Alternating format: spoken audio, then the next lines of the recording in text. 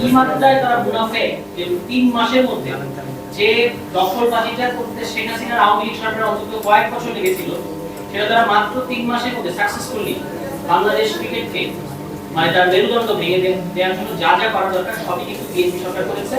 এবং তারা ফ্যামিলি কার্ডের কথা আপনাদেরকে বলছে, কিন্তু এখানে আপনারা অনেকে স্পোর্টস জার্নালিস্ট আছেন, আমি জানি যে বিএনপির সবচেয়ে চমকপ্রদ ফ্যামিলি কার্ড কিন্তু বিসিবিতে দেওয়া হচ্ছে।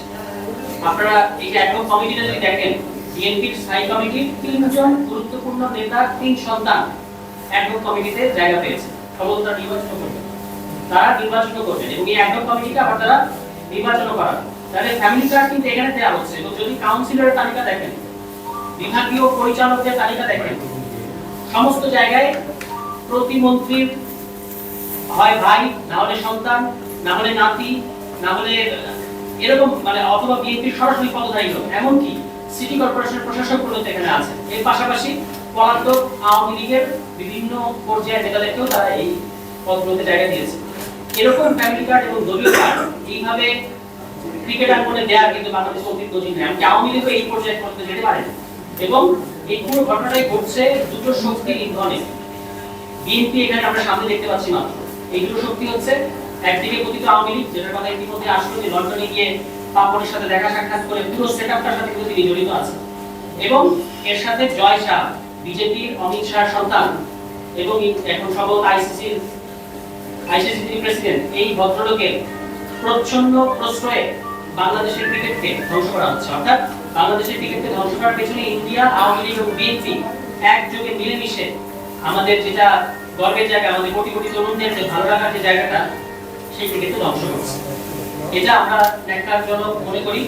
সম্প্রতি জয় শাহ প্রতিনিধি হয়ে এখানে 2 জন আইসিসি প্রতিনিধি এসেছিলেন, এটার ব্যাপারেও জিজ্ঞাসা করা হয়েছে। বলা হয়েছে তারা নির্বাচন পর্যবেক্ষণ করতে এসেছেন। নির্বাচন পর্যবেক্ষণ করতে আসলে আপনারা এখন কোথায়? ওনারা তো চলে গেছেন বাংলাদেশ থেকে। ওনারা মূলত এসেছিলেন আমিনুল ইসলাম বুলবুলের যে ক্রিকেট বোর্ড, সেই ক্রিকেট বোর্ডের তারা যে অভিযোগগুলো করেছিল সেই অভিযোগগুলো তদন্ত করতে।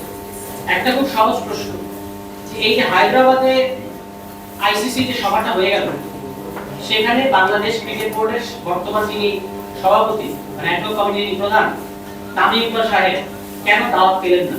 কারণ জয় সাহা যাতে মাথা হলো তাহলে ঠিক আছে, গোপনে গোপনে তিনি তামিম ইকবালকে সমর্থন দিলেও তিনি আইসিসির মতো জায়গায় বসে থেকে এই অবৈধ কমিটিকে কখনোই মানে তামিম ইকবালকে ইনভাইট করা মানে হচ্ছে অবৈধ কমিটিকে বৈধতা দেয়া, সেটা তিনি দেবেন না। এবং এই কারণে কিন্তু বাংলাদেশ ক্রিকেট বোর্ড খুবই লজ্জাজনক আমাদের দেশের জন্য যে বাংলাদেশ ক্রিকেট বোর্ডের কোনো প্রতিনিধি পাঠিয়েছেন তামিম ইকবাল সাহেব, তামিম ইকবাল বোর্ড তো কিন্তু সেখানে যেতে পারেন না। তিনি বলেছেন আমি নির্বাচন নিয়ে ব্যস্ত। নির্বাচন তো আপনার করার কথা না, নির্বাচন কি করবে নির্বাচন কমিশন।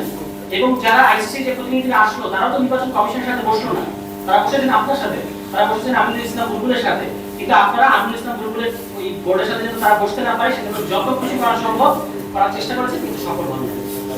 তো এইভাবে করে আমাদের যে মানে অন্যান্য সমস্ত ব্যাংক থেকে শুরু করে অন্যান্য প্রতিষ্ঠানে বিএনপি কর্মকাণ্ডগুলো আমরা দেখতেই পাচ্ছি যে মনে হচ্ছে তাদের আমাদের প্রকৃত রাজনীতিকে যেমন বলা হয়েছে যে মানব জাতির তোমাদের বড়ই তাড়াহুড়া। বিএনপি সরকারের এত তাড়াহুড়া যে তারা 3 মাসের মধ্যে আমাদের ক্রিকেটটাকেও ধ্বংস করে যে জায়গায় নিয়ে যাচ্ছে। এখান থেকে বাংলাদেশ ক্রিকেট এরপরে আপনি দেখবেন যে একটা অন্য দেশের ডোমেস্টিক লেভেলে একটা জেলা পর্যায়ের দলের সাথে বাংলাদেশ ক্রিকেট দল ফিরে আসবে।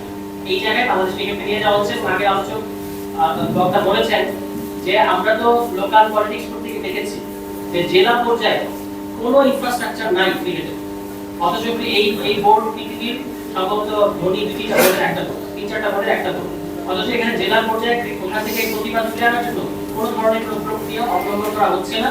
পুরোটাই এখানে বারবার রাজনীতিকরণের শিকার হচ্ছে।